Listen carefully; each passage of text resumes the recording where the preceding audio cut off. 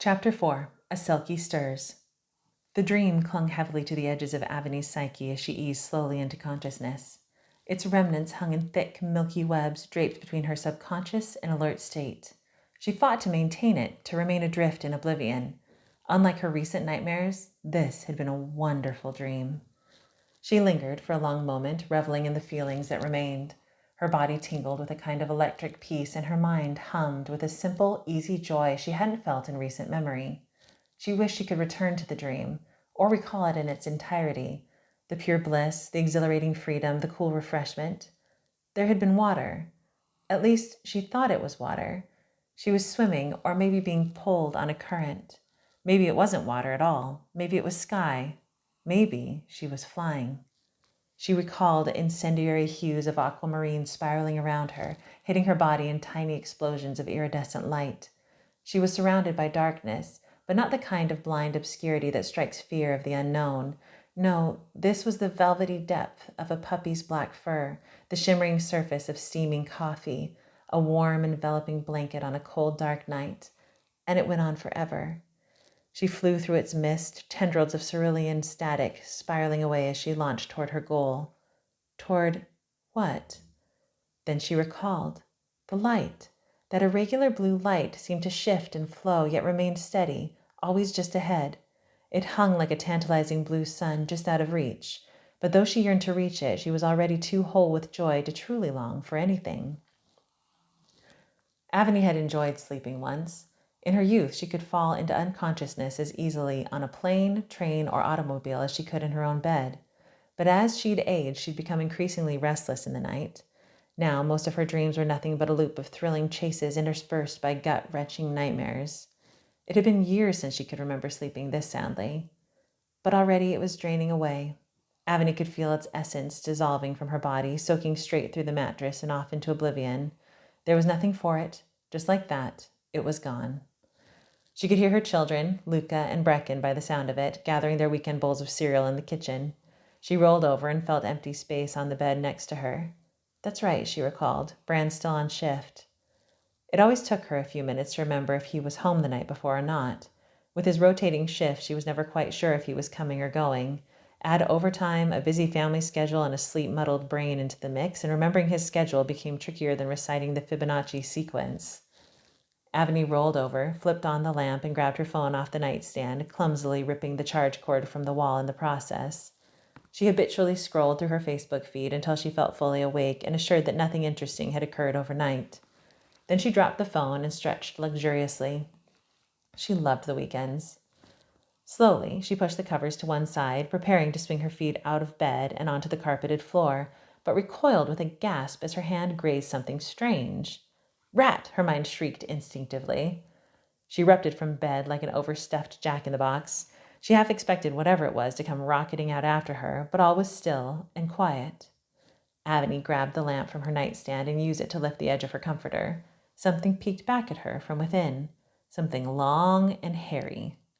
When it didn't move, she flipped the blanket out of the way and leapt backward, holding the lamp in front of her like a glowing sword. Thankfully, whatever it was did not protest.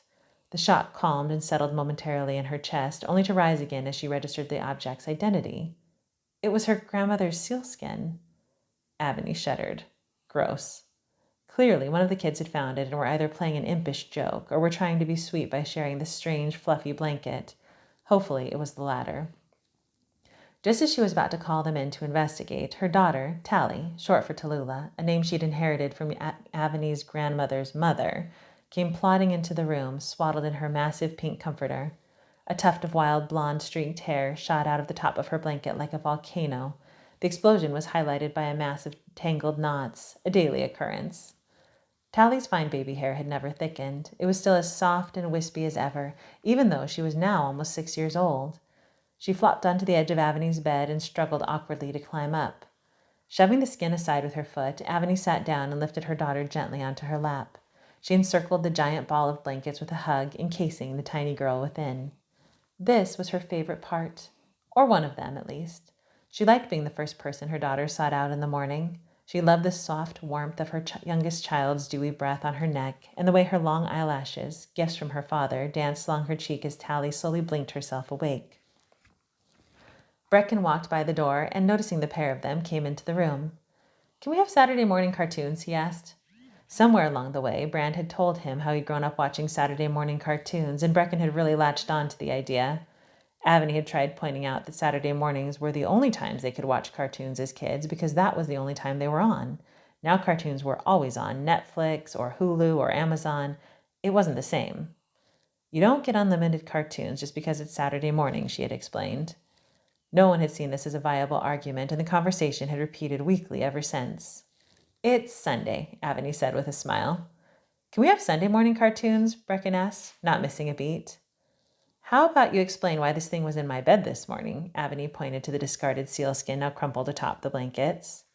"What is it?" Brecken asked, walking over and poking it with one outstretched finger. Aveny looked at him for a minute. His cheeks were soft and rosy, his pale skin creamy in contrast to his thick mahogany hair. "It's a skin I got from Grandma when she died," she said. "Did you put it on my bed?" "Whose skin?" he asked, his eyes widening. "An animal," Aveny replied, then added, "A seal, actually." "Gross," Brecken breathed, a grin blossoming on his face.